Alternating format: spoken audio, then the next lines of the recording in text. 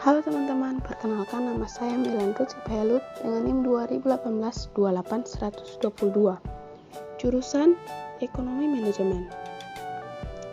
Di sini saya akan menjelaskan tentang sistem informasi manajemen. Apa itu sistem informasi manajemen? Fungsi, tujuan, manfaat, beserta contohnya. Istilah sistem informasi manajemen tentu sudah tidak asing lagi terdengar di telinga. Manajemen sendiri merupakan sebuah proses yang digunakan untuk mengatur dan mengelola sesuatu agar dapat mencapai tujuan yang diinginkan dengan memanfaatkan segala sumber daya yang ada.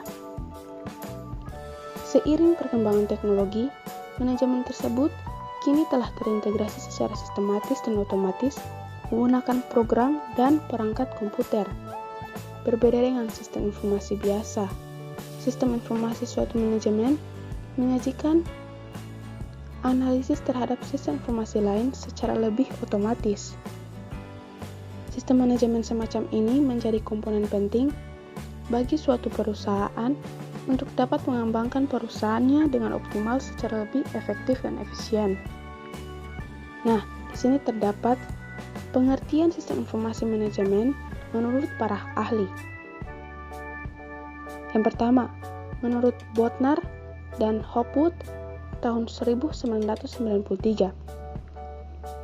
Sistem informasi manajemen adalah suatu kumpulan hardware atau perangkat keras dan juga software atau perangkat lunak yang dirancang agar dapat mentransformasi data ke dalam bentuk informasi digital yang berguna.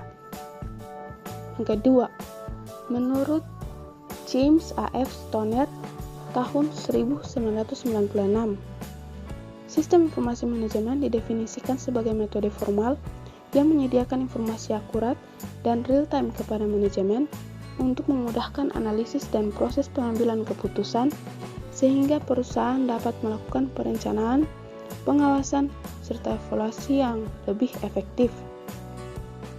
Yang ketiga, menurut Dani Wirapangestu tahun 2007, sistem informasi manajemen dapat diartikan sebagai kumpulan interaksi dan bertugas mengumpulkan serta mengelola data yang menyediakan layanan informasi dan berguna bagi semua tingkatan manajemen dalam melakukan perencanaan dan pengendalian.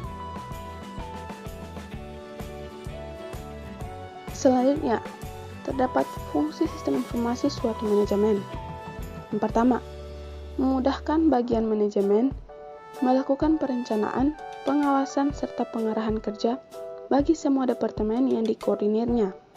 Yang kedua, meningkatkan efektivitas dan efisiensi pengolahan data karena data yang ada dari suatu manajemen merupakan data telah tersaji secara akurat dan real-time atau tepat waktu.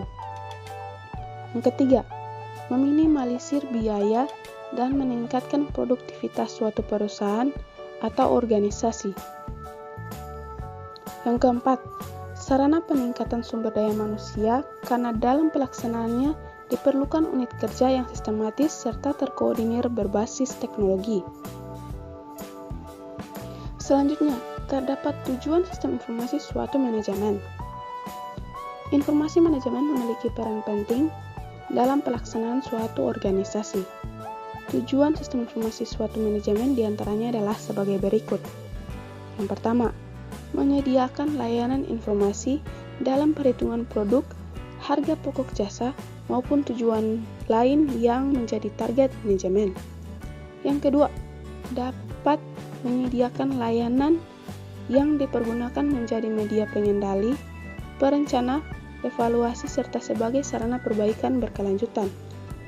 Yang ketiga, menyediakan informasi pendukung yang dapat digunakan untuk analisis dan pengambilan keputusan suatu perusahaan.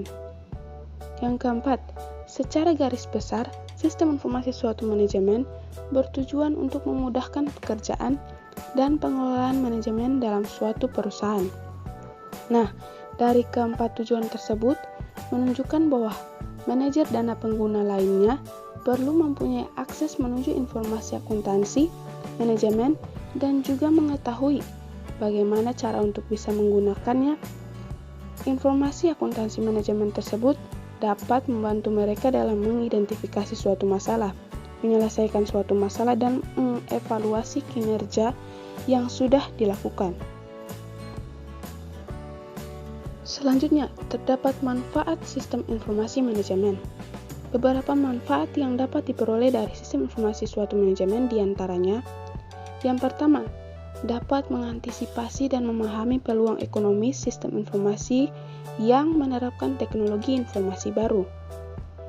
Yang kedua, dapat membantu menjamin kualitas dan keterampilan sumber daya manusia dalam memanfaatkan sistem informasi suatu manajemen. Yang ketiga, dapat memudahkan akses data yang telah disediakan secara akurat dan real-time atau tepat waktu bagi para user tanpa perlu melalui perantara sistem informasi secara langsung. Yang keempat, dapat mengembangkan perencanaan yang lebih maksimal dan efektif.